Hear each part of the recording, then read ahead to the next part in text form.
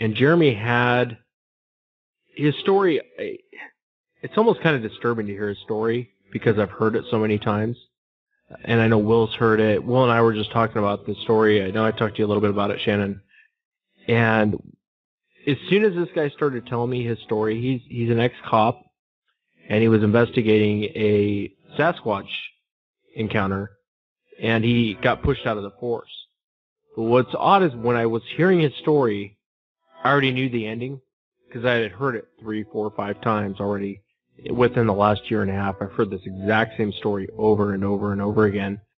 I'd like to say that's kind of disturbing, really. Don't you think? Well, it is. It is when government officials can come in and interfere with local and state police when it's not their jurisdiction to do that, whether it's, in the course of criminal investigations or whatever they're doing, it's really not their business to do that.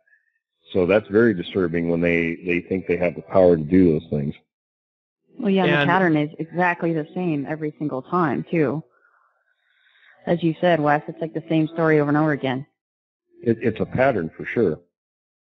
So tonight I want to welcome Jeremy to the show. Jeremy was in law enforcement for a long time, and I wanted to welcome him to the show and have him share his encounter with us, or his experience with us. Hey, Wes, what's going on, man? Hey, not a whole lot. How are you doing tonight? Oh, freezing, but besides that, I'm all right. Yeah, I was just telling Will and Shannon before the show started that it's cold out here, man. It's real cold. I don't know. We're going like a real cold front right now. There's a bunch of weather come through. It's freezing. It's in the 20s right now. It's just poof. Yeah. Well, Jeremy, I want to welcome you to the show, and I want to thank you for coming on and sharing your experience. I know when you and I talked the other day, I was pretty blown away by the encounter. I'd like to say I'd never heard it before, but I've heard this story a few times, and I think when you and I were talking, I had mentioned to you, well, I already know how this is going to end. You were a police officer for several years, and why don't you start it from the beginning and tell us what happened, and just kind of walk through the whole from point A to point Z of what happened while you were out there investigating this old lady's encounter. Yeah, sure. Okay, this happened in April 2009, so almost 6 years ago. Will be coming next year. I was in Missouri. This was in a small town in south central Missouri, about 1,500 to 2,000 people. So a small little tight-knit community. And I was a police officer there. We had a small force, 4 or 5 guys, and I was working night shift at the time.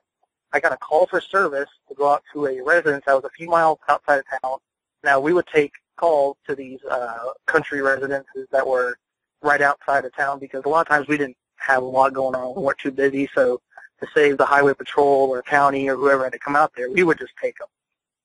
I got called. The call I got was that she was having some kind of disturbance. Something was messing with her property, wreaking havoc, basically. So I went out there. It was an older lady. She lived by herself. Her husband had passed away a little bit before this, and her sons lived in the town that I was a police officer for, and they would come out there and help her tend to livestock. They had a chicken coop, horses, cattle, that kind of stuff. When I got out there, she was pretty shook up. And what she described to me was she didn't know what it was. It was a person, an animal. She had mentioned the word bear, I know, because I think it was just because she didn't know. What she was describing was something would come in her yard. She had a big tree in the back of her yard, shake it violently, mess with her cattle, slap her barn. She described it as someone taking a golf club and hitting the side of her barn, and just running around. On the edge of her property was a pretty thick wood line, and she said you could hear something like running back and forth there. She described it as running, and I put that in my report. That might have something to do with what happened, but, and she didn't know what was going on. She didn't know if it was a person come out there to try to, rob her animals or something off her property, or if it was an animal, and she was just pretty shook up with it, so I took the report down. I went around her property. I took pictures. We had a digital camera. I took pictures. One side of her chicken coop the side was basically just ripped off, and she had some chickens missing. Her cattle, it was really weird. They were all huddled together when I got there, and they was up in the corner of the fence closest to the house. So you could tell they were kind of just, spooked. And I took pictures of the side of the barn. There was dents in it where someone hit it. And there was one part that was kind of dusty where something you could tell had hit it and left kind of a smeared handprint. It wasn't a real clear one, but you could see a couple of fingers there. So that's when I was like, yeah, that's interesting. And I took pictures of all that and whatnot, took the report. I told her, while I'm on duty, I'll come out and check your property because I really got nothing to do through the night. Did a couple more times that night, nothing else was going on really. And I came back. Well, when she had mentioned, let me tell you this, when she had mentioned the bear, that kind of piqued my interest. So I called the conservation agency and told them what was going on. And they asked me some interesting questions. They wanted to know basically the gist of the report, if I had pictures, what it looked like to me, yada, yada, yada. I just told them everything. They said they'd send someone out. Well, a couple of days went by, and I followed up with her on another shift, and she had told me agent had come out there, took a report, gone around, took their own pictures, that kind of stuff. When I say agent, this is a Fish and Game agent, Missouri conservation agent, and told her that it was a bear. She had nothing to worry about. They just do this from time to time and it'll leave. Now, Wes, when I first told you this, it got me thinking, that part of Missouri, like, you'll get bears up there occasionally. It's very, very rare. Like, you'll get a rogue bear or two maybe comes up that way. It's very rare. I mean, they stay more to the very southern part of the state, almost down by the border and whatnot. Right. So I was like, okay. I followed up with her a couple more times, and I didn't tell you this part either. One night I was out there, just sitting out there in her driveway, and it was just very weird. I don't know how to describe it. When I got out there, I just sat in my car, nothing really going on with the window down, and it was just dead, silent, calm, eerie. I mean, it was just really odd. Then you could hear something. I could hear something in the tree line. It sounded like it was shuffling back and forth a little bit. It'd go like 15, 20 yards, stop, then back and forth. And I hit my spotlight, spotlights on the side of the car, and it would just go, the woods would go completely silent. Did that a couple of times. So I'm just thinking, what is going on here? So after I did a couple of follow-ups, I get called in the office one day for a meeting from my chief of police. Now, I'd sat in on meetings before, anything concerning the police department, city council, all that. You got the mayor, and he had 4 council people with him. Anytime there was a meeting, they were all present. Now, when I go into my meeting, when I get there, there's a conservation truck out front and a blacked-out Crown Vic, black tinted windows. I didn't catch the tags on it. I wish I would have. I assumed it was a government vehicle. I'll get to that in a minute. So I go in. Inside, there's 2 conservation agents, a gentleman in a polo, like slacks. He had a gun on his side, crew cut, kind of built. Just like I told you, I hate generalizing, but if you've seen someone that you thought was like a Secret Service agent or FBI agent, something like that, he just fit that kind of mold, real stoic, just not saying much or even looking around or anything. Then there was the mayor and my chief of police. It's very peculiar. That was just those people there. So I'm sitting in there. They want my case file for that call, all my notes, everything. I have it with me in my briefcase that I had in my car. I gave all that stuff to them.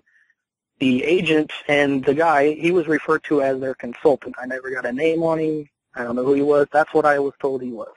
They start scouring through the report. They go through our digital camera. They have it up there. So they're going through that. They're talking amongst each other.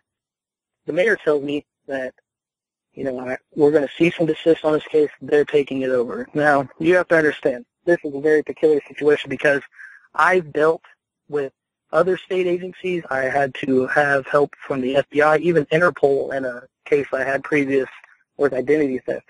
Never once did they come in and just take over the case. It was always, we'd help each other out. It's just, they wouldn't just come in and take it over. Don't they have to have some grounds to come in there and take it over from a local municipality? Correct. If what is going on is in at this time, in our jurisdiction, that's our case. So I'm just thinking this is very, very odd. And my chief of police, he always has my back, he always did.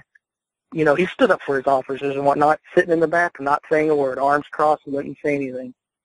So I start questioning the mayor, well, what is going on? Why are we doing this? This isn't right, This is when the unidentified gentleman, he kind of speaks up. He tells me, we thank you for your work, and we'll take it from here. And he wasn't mean about it, but he was like staring a hole through me. I kind of got the gist that it was not a threat, but it was. It was like, time to back off. So I was just like, okay, what's going on? They take everything with them. They leave.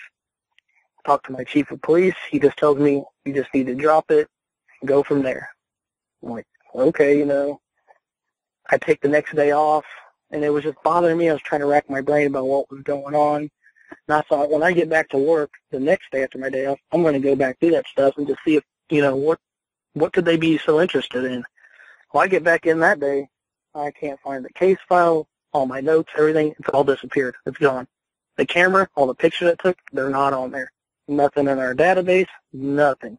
It's like it just up and disappeared, like it didn't even happen. And I actually had a friend that worked at the dispatch center, went down there and talked to them. They said they had people come in there. They didn't tell me who, why, how many, nothing like that. But they said they come in there, and they don't have any record of the recordings or whatever. They took whatever it was that was on the radio, which I believe that's either a federal crime or it's pretty serious. I never heard of that before this.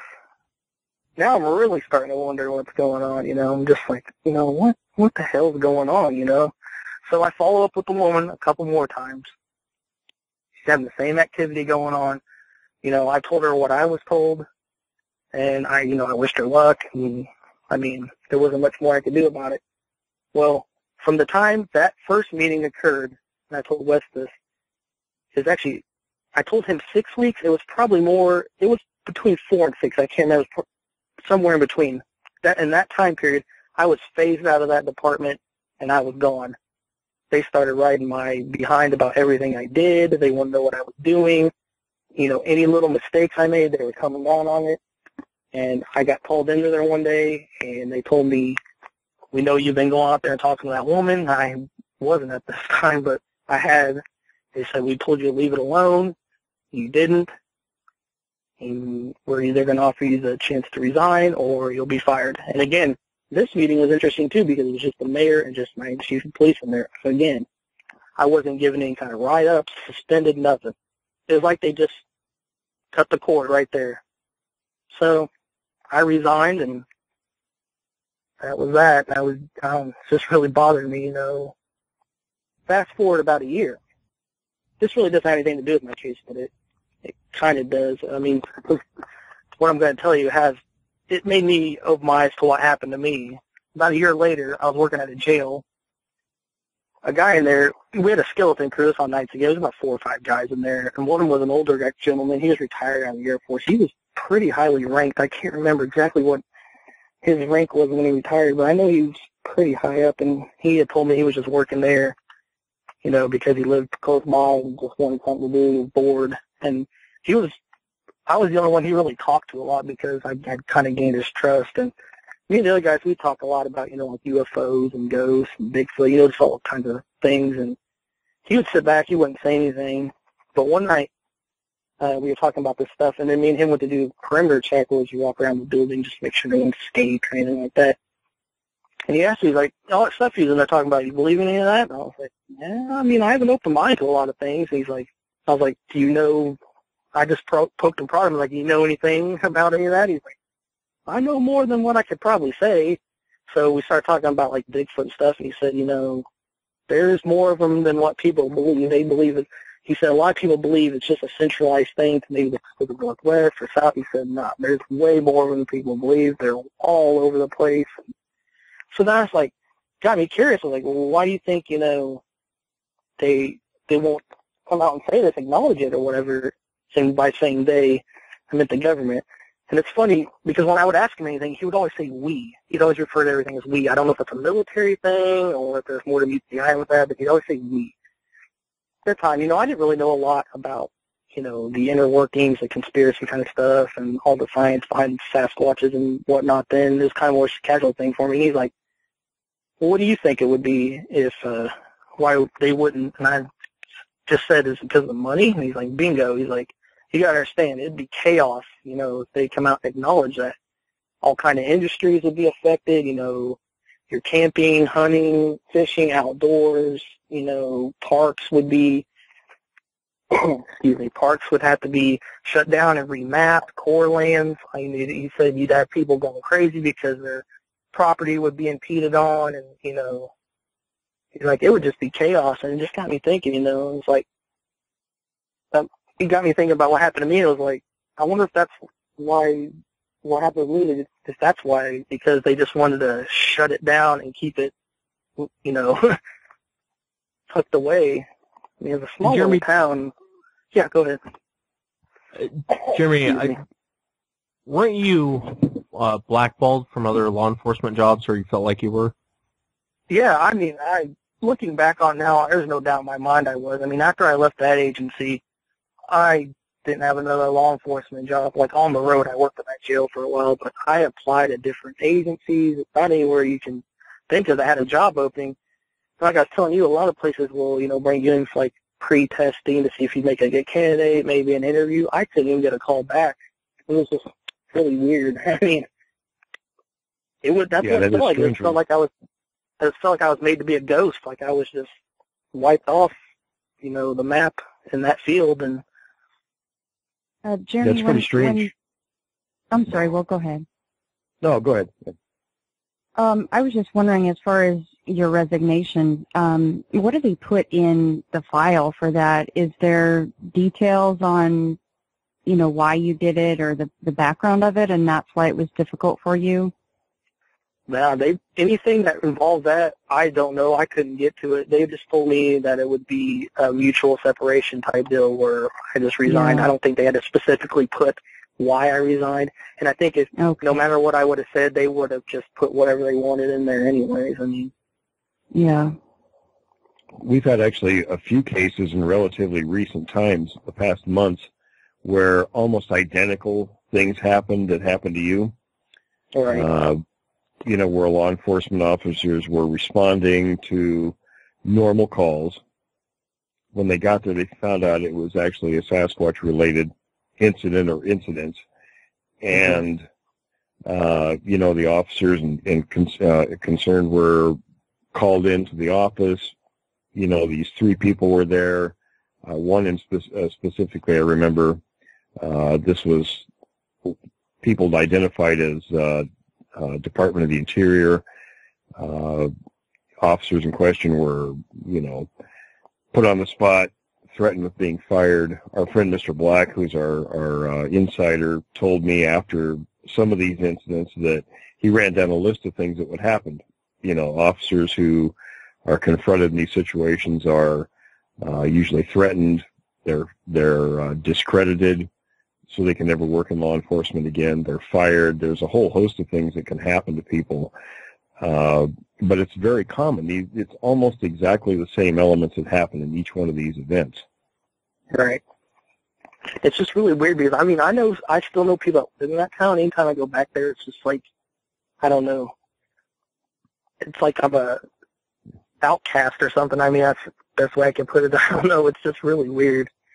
And like I was telling Wes, you know, that it's a small little town. It sits on a main highway that goes here through Missouri, so, you know, they depend on a lot of through traffic coming through there and stuff. So, I mean, looking back on it, I can see why, you know, if I had stumbled onto something that was going on, why they just want to put a lid on it and keep it quiet. But then again, it's like, you know, that's a little podunk town in the middle of nowhere, Missouri. If they go to that length to shut it up there, it's like, you know, what else could be going on?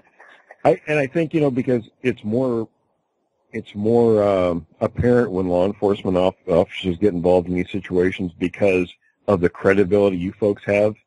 When you say you saw something or this happened, you know, that can't be ignored. Where just Joe Blow down the street says they see something, it's like, well, you know, maybe it was a misidentification. Well, you know, law enforcement folks are trained observers. Right. You know, your testimony is able to use in court testimony. So the weight of it, and I think we had a federal biologist emailed me a while back, and he wanted to remain anonymous for obvious reasons, and he told me that from his perspective, what he knew was that the reason they would uphold these things. And when Wes told me your story, I knew it was right on the mark from what they told you that, or what the ex-military officer told you about the economics part. He said that the outdoor recreation industry is $1 trillion annual industry. So if that were disrupted, which this would, the ripple effects through the economy would be devastating. Right. And he told me, he was he was starting to open up to me about more things, and he was starting to tell me, he's like, you got to think about the science of it, the zoological records, all the false records, and if you rewritten, it would cost a lot of people jobs, and he was like, and then you start getting, and he told me, he's like, you'd have to start getting the fact that you have to start telling these people what these creatures are capable of and what might happen. And once you tell people that, they're not going to want to go, camping or hunting or fishing. Like, it was just, right. It'd be like a trickle effect. They're not the friendly forest giants, some of these folks.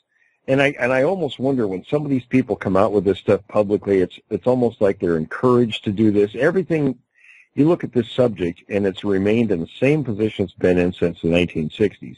And I almost wonder if that isn't an effort by somebody to keep it where it is, on the fringe of believability.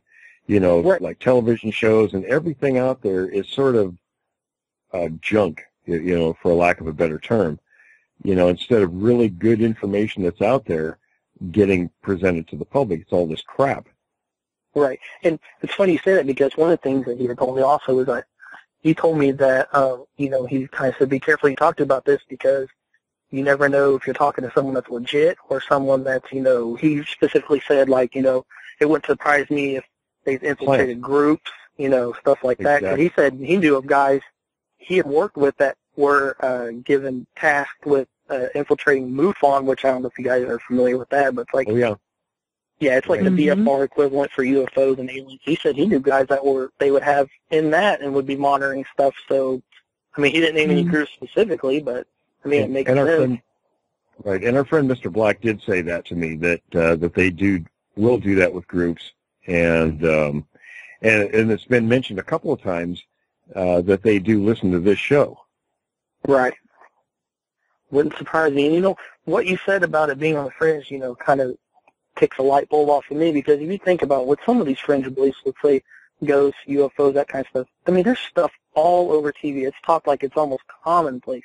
Now when you get to like Sasquatches and other crypto-related stuff, it's like, it's hard. It's like a joke. There's things out there, but there's not as much. And when it is, it's, people out there, doing the things they do, like, being silly, screaming and banging on trees, and right. if you're looking for a real animal, any hunter knows this. The last thing you're going to do is go out and bang on trees and scream and use disco lights and all kinds of silly things. Right. You're Set never off fireworks.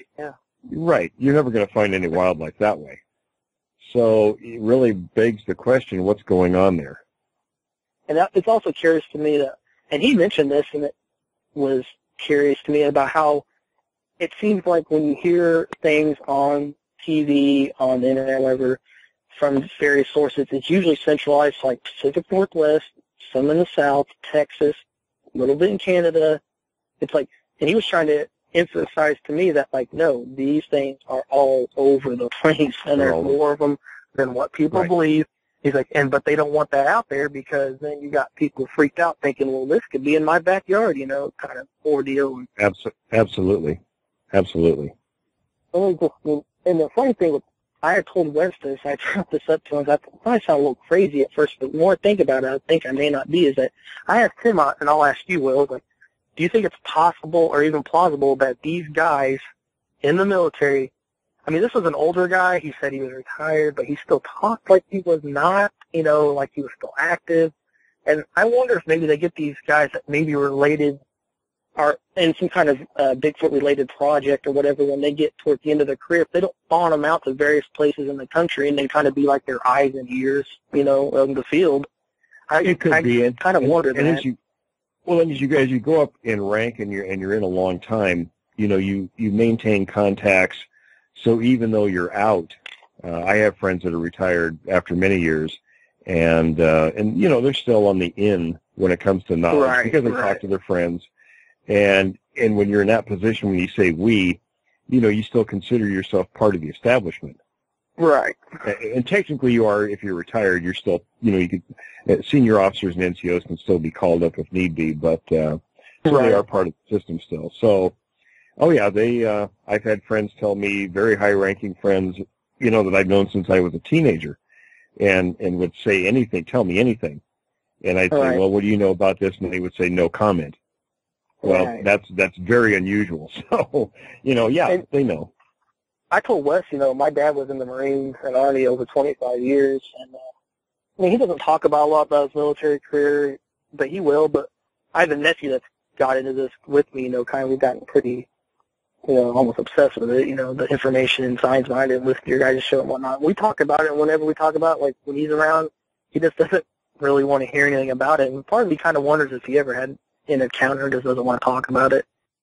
It's possible, but one thing with military people, whether you were in 3 years or 30 years, we all sort of consider ourselves part of a brotherhood, like police. Right. And you will tell a fellow or former soldier, sailor, or Marine, or airman something that you wouldn't tell a civilian. Right. Even if they're family, you may not talk. Right. And I don't know that he ever did, but I just always thought that was curious. Yeah, I've had a number of people contact me that were ex-military, retired and such, that said that the main reason they contacted me was because, we had that connection with the military. Right. And they never told wives, husbands, spouses, their family, etc. That's kind of the same with me. I told Wes, he was the first person I told the story to. My wife doesn't know anything about it. My family, no one. I just never felt comfortable talking about it with anyone. And that's very common with this subject. Regardless of the type of encounter with these creatures, and you had the experience with the federal folks as well, so that's a compound situation. It's very difficult. There's no one you can talk to, and like you said, you look at all these things going on out there in the Bigfoot community, and it doesn't take very long before you realize how disreputable 99% of it is out there. So who do you really turn to? It's kind of weird around these parts, too, like in Missouri, and, it's something that's really just not talked about a lot. I tried to seek people out to talk to about it or be interested in researching anything, and I don't know, it's just not talked about a lot around here like it is in other areas. I think it's kind of like that. I think it's kind of like that generally in the general southeastern part of the country. Right. I find it really interesting and terrible at the same time that, and maybe it's just to us that are in this community, it's a blaringly obvious thing, but these agencies don't seem to care that it's really obvious as to what the reason is that got you resigned or got you to resign. And it's so obvious. Like the whole thing is so, it's because you were investigating something you shouldn't have been looking into, at least in their eyes. I find that it floors me. It floors me that, they can get away with that, but of course they're, I guess, what are they? Are they Big Brother? Are they're the money guys? They're watching out for the money. It's scary and it's very interesting. But look what it did to your life. Well, something that the Air Force guy I worked with told me that I thought was interesting. I kind of told him, I was like, is there a reason you're kind of telling me this stuff, because I was thinking, boy, he could get in a lot of trouble if it came out that I knew his stuff. And he was like, well, for one, I trust you. For two, who are you going to tell? It's my word against yours. I was kind of like, I do have one question. Sure. I do have one question. Do you know if they erased any 911 calls? I guess it was a 911 call. It wasn't like an emergency call. It was just a regular call for service. But I know when I went and talked to the dispatcher about it, that they didn't have the tapes loaded on. They said someone came in there and took them. I was curious because, number one, that's illegal if they're doing things like that. And secondly, I've heard this 2 or 3 times from different law enforcement people who were in similar circumstances and had 911 calls, and then they went back to check and they had been erased from the logs. And a comment was that I was going to make too was that one law enforcement person I know actually, had a run-in with some of these people who identified themselves as Department of the Interior, and that's happened. We've heard that a few times. But he actually photographed the plate of the vehicle they were in and ran the plate, and it came up Department of Homeland Security. I think a lot of us know that, are beginning to feel that the Homeland Security thing is sort of a blanket for doing all sorts of things. Well, part of me wonders if the Air Force isn't, because a lot of things I hear, weird things come out of that branch. I mean, I have no disrespect for it or anything, but it's like, that seems like that's a front for a lot of different things. I hear mentioned all the time. Right. Our friend Mr. Black told me a while back that, the reason that they got into this, he told me that the Russians, back in the 70s were discussing, capturing one of these things, their version, and seeing if they couldn't use them some way as super soldiers. Weaponize them or something like that? Weaponize them, right. So that's the reason our government got interested in this. And the photographs he saw were taken by, the pod cameras from fighters. They actually knew where to look for these things. They had very good photographs of them. They knew there were 4 different types of them, species or subspecies. They knew quite a bit of information. So, right. Yeah, they definitely played a central role. He, knew the Navy was involved, I'm sure. And, of course, we know about Army Special Forces units being sent out periodically to take care of these things. So, yeah, they're all involved in that, sure. Right, and it's just like I said, it made me think if they would go the length they did with me, how far down the rabbit hole does this go? I mean, yeah, it's definitely going down the rabbit hole. He told me, like, these things that people might see as silly or, not important, in those circles, they're taken very seriously, and they're given a lot more credence, than people believe. I believe them, Absolutely. Yeah, I wonder how high it goes. I wonder what rank does it stop at, the need to know about the subject and, the lengths they'll go to keep it quiet. Right. I mean, that's kind of what I was wondering. I think looking back on it, that's why I kind of subconsciously just, kind of let it go. It's probably because I was just, now I know, I probably was, I can't say for sure because I can't put myself back in that time, but if I had to guess, I was afraid. Oh, gosh, Jeremy, it changed your whole life. Just going out on that call and caring enough for that woman to keep checking on her, that changed your whole life. How long had you been there with that agency? I've been with that one for, 8 months, I think, but I had been a police officer for a few years before that. Yeah. I wasn't too far in my career, but I'd been doing it for a little bit. Yeah. It's really, I was also going to mention, I knew that there was, I didn't at the time. I know now what I know, that there was activity going on out there because my mother-in-law lived out by there, and her neighbor raised alpacas. I don't know if you guys are familiar with those or not. They're like llamas. Uh-huh. But they can get mean and nasty. They spit, kick, they stay in groups, They're smart animals. Well, he come across one of his one morning, and he showed me the pictures of it. One had its head twisted around. One of its legs was almost broke off. And I saw the pictures, and it looked like it had been crudely, I guess that's the way to describe it, disemboweled kind of. I'm trying to think of a way to describe it, and you could tell. That sounds familiar. He knew it was something, but he wasn't going to come out and say it. But knowing what I know now, it's just kind of crazy. Holy crap, it's and hearing some of the other stories and some of your all's experiences, and knowing, like I said back then when I went on that call, I didn't know what the hell was going on. But now it's crazy positive what I was dealing with. It's kind of crazy. Yeah, once the reality starts setting in, it really it kind of elevates your level of thinking about the world. Right, exactly. Makes you wonder, too, I know you guys talked about the money side of it, which I agree with, if Sasquatch were to come out, but if Sasquatch is responsible for all these different missing people and the government was well aware these animals existed, and if at any part of the cover-up, you'd have multi-million-dollar lawsuits against the government for technically being responsible for these people going missing. If there's line out there running around. And I Right, can and tell then these you'd have- police officers. Right. Not You'd have just thousands. lawsuits, but you'd have political upheaval as well. The mass of people in the country That's a would good be point. just go Yeah. ballistic. I mean, Yeah, they would. Well, then you'd have- Well, even the politicians would point fingers And- at each other, and it would cause Yeah. a melee. you wouldn't even need to mention the word Bigfoot.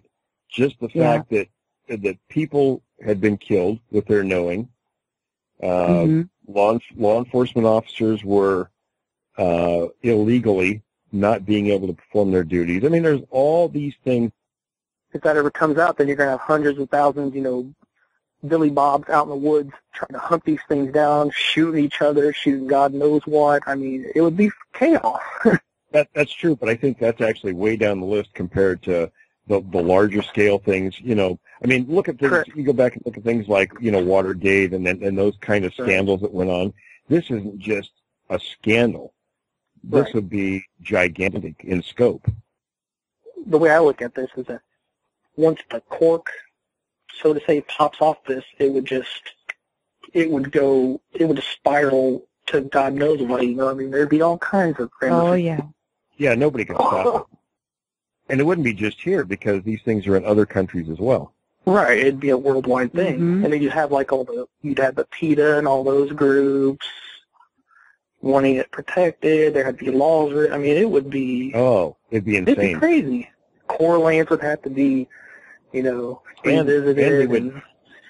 And it's not just federal land. You're talking private property as well. So what do they confiscate private property? Then there's all Right. sorts of Exactly. Right. constitutional issues going on there. So Right. yeah, it's a major And, problem. it was like the Air Force friend told me, he was like, and he said, people can bring whatever videos, pictures, it doesn't matter. He said, for one, they can be discredited if they really need to be. And for Right. two, until a body's flopped down on a table somewhere, it ain't going to matter. Here's something our friend Mr. Black said too. He said, and not just him, I've heard this from a couple other people who said they were working for the government that sent anonymous emails. They said, you can talk about this all you want to, and they don't care. And you can be right on the money, and they don't care.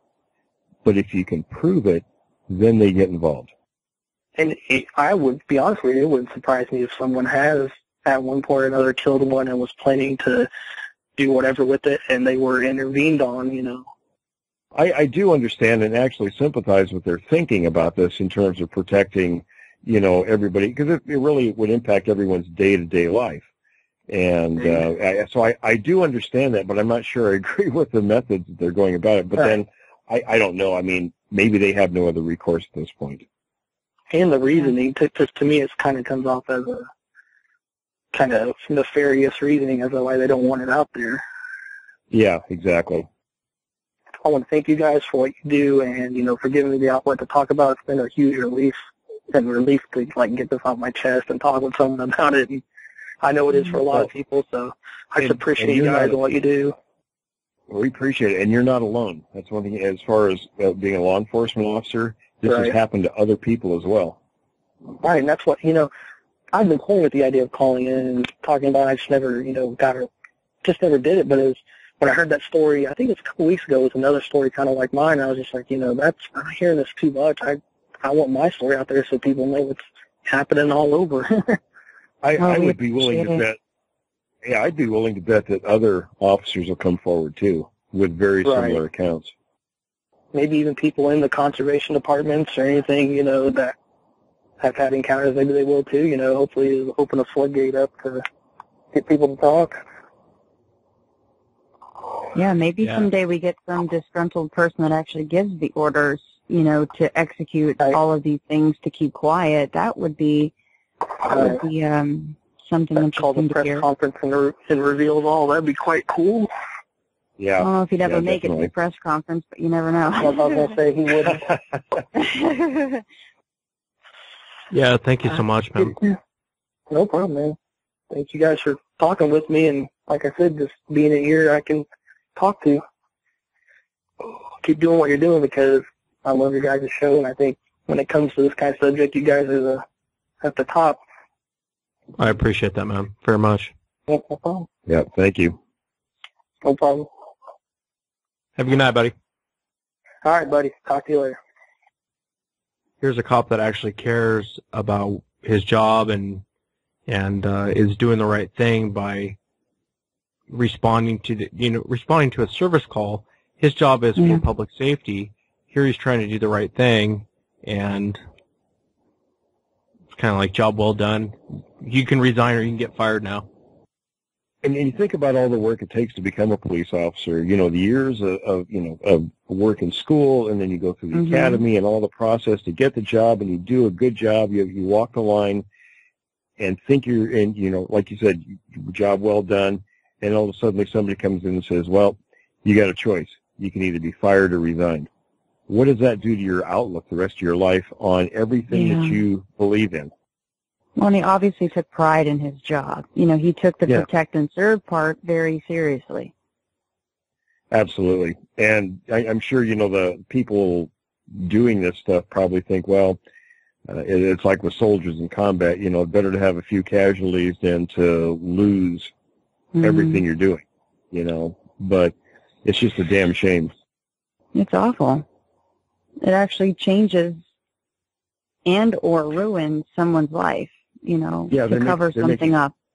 They're making casualties out of good people for whatever greater good they are following.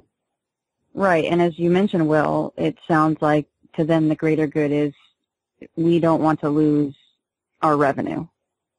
Right.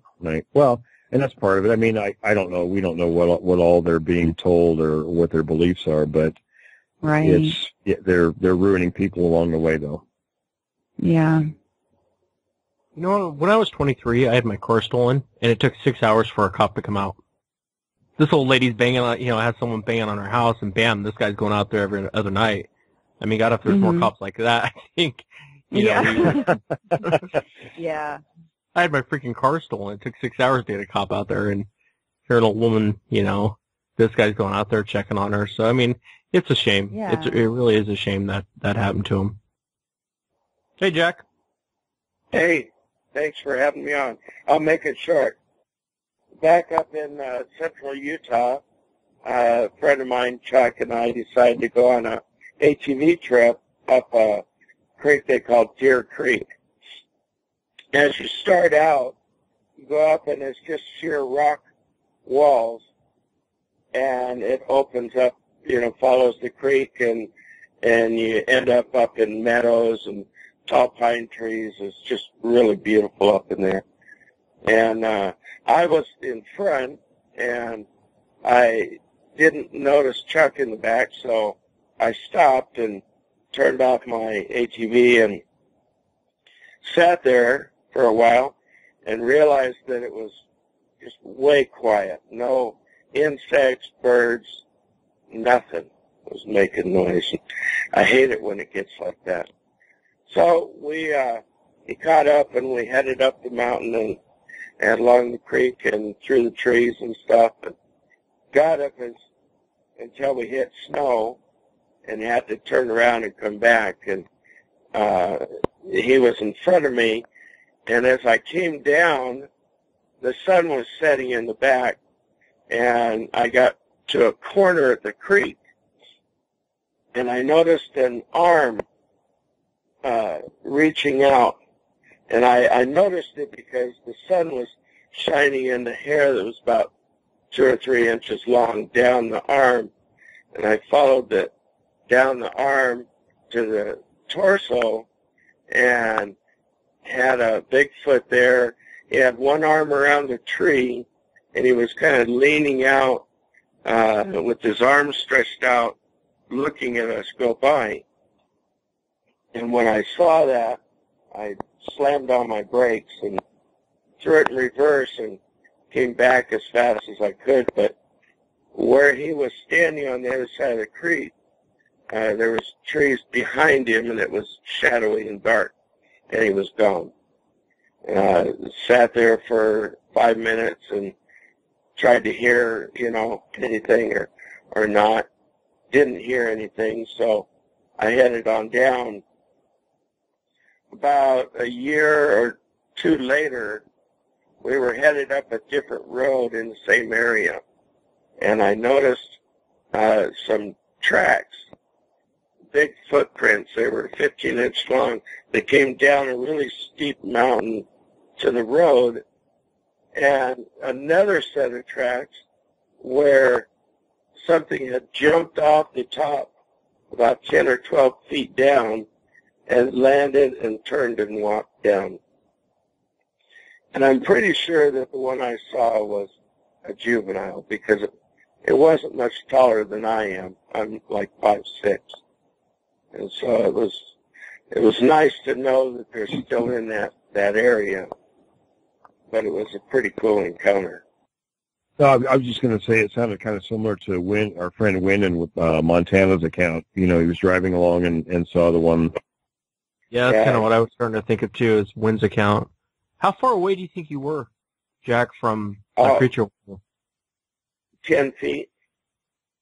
Oh, wow. The That's pretty trail close. goes right along the wow. creek. Yeah. Well, what caught my eye was the sun glistening off its hair on its arm as it hung down. And when you described the arm, both arms were stretched out, like it was like reaching for you, or? Well, it had one arm around a tree, kind of like to pull itself back, and the other arm, it was kind of stretched out with an arm up, leaning out, looking at me as I went by. Okay. You know, and I think it was doing that so that if it needed to, it could pull itself back in and disappear or hide. And how long ago did this happen to you? Oh, this has probably been 5 or 6 years ago. What part of the country was it in? It was up in central Utah, up in Paiute County area. It was actually up by Salt Lake? No, it's down by Interstate 70 and headed towards Denver. It was actually about a couple miles from Big Rock Candy Mountain in that part of severe Paiute County area. That area gets a ton of ATV traffic. Yeah. Well, it's a fascinating account. Did you have any questions, Will or Shannon, for Jack? No, I think I got it. No, very interesting. Yeah, thanks. Appreciate you guys. Thanks, Jack. Yeah, let's have an intelligent conversation with people about Bigfoot. Yeah. We appreciate you listening. Appreciate you sharing, too. Thank you. Yeah. Thanks, Jack. Take care. Yeah, bye. I want to thank Jeremy for coming on and sharing his experience and kind of what he went through. Sad story. I definitely appreciate him sharing it with us, though. And I want to thank Jack for coming on and sharing his story with us. Until next week, everyone, have a great night.